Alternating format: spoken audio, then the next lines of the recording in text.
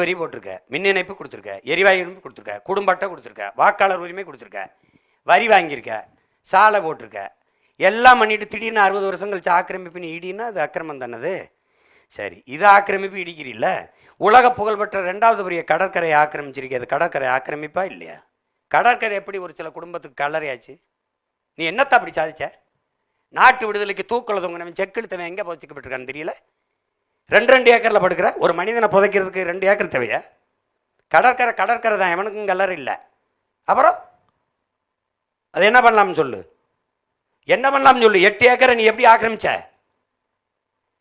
கோயிலிருந்து வெளியில் கூட்டிகிட்டு வந்த, வழிபாடுறது முட்டாள், கடவுளை கும்பிட்றேன் முட்டா பைத்தியக்காரன் புதவுலியை கும்பிட விட்டா என்ன நீ பேசிட்டு இருக்கிற? நீ என்ன பண்ணியிருக்க? நீ இறை வழிபாட்டை விமர்சிச்ச, நீ திரை வழிபாட்டை புனிதமனு கற்பித்து நிறுத்தியிருக்க.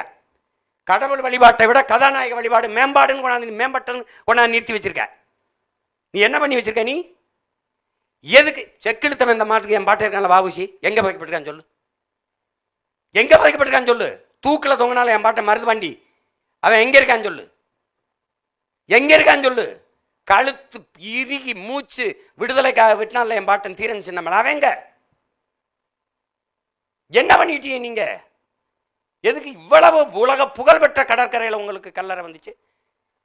ஏடா புதகுலிக்கு ஏச்சு போட்டவனை எங்கேயாவது பார்த்துருக்காங்க உலகத்துல?